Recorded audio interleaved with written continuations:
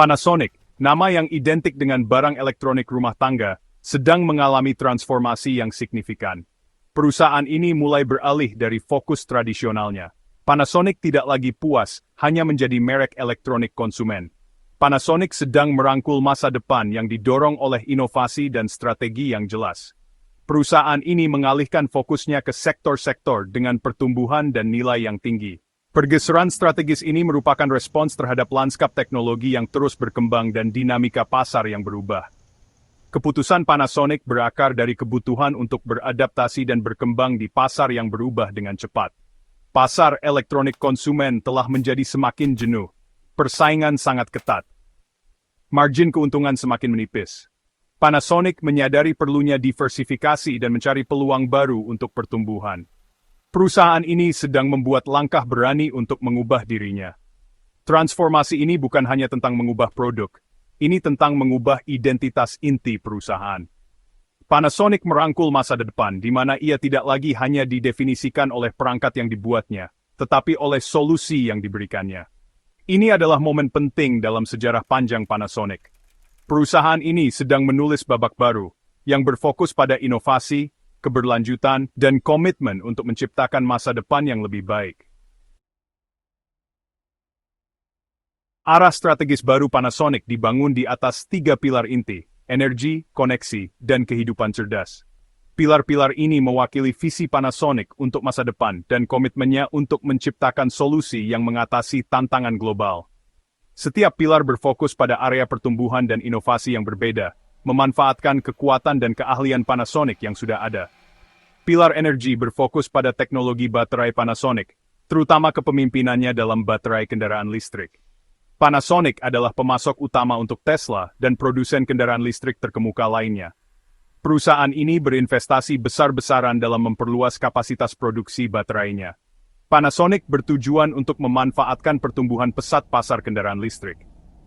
Pilar koneksi berpusat pada solusi B2B Panasonic, yang dipelopori oleh akuisisinya atas Blue Yonder, penyedia perangkat lunak rantai pasokan terkemuka.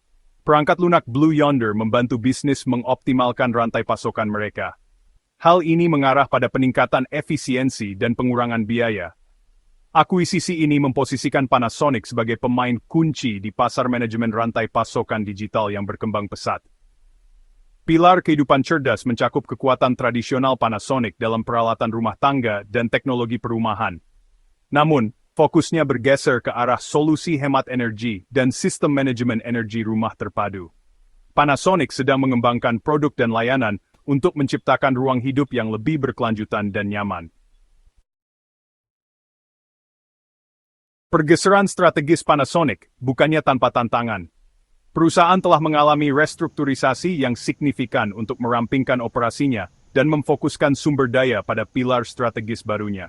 Restrukturisasi ini melibatkan keputusan yang sulit, termasuk penutupan bisnis lama dan PHK yang signifikan. Panasonic membuat keputusan sulit untuk menutup 3 bisnis lamanya, semikonduktor, panel surya, dan produksi LCD.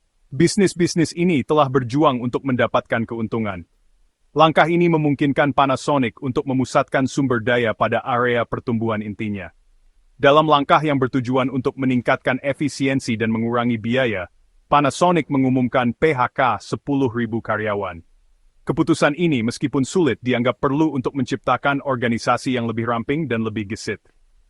PHK adalah bagian dari upaya Panasonic yang lebih luas untuk mengoptimalkan tenaga kerjanya dan memastikan bahwa sumber dayanya selaras dengan prioritas strategisnya. Upaya restrukturisasi ini, meskipun menyakitkan dalam jangka pendek, sangat penting untuk kesuksesan jangka panjang Panasonic.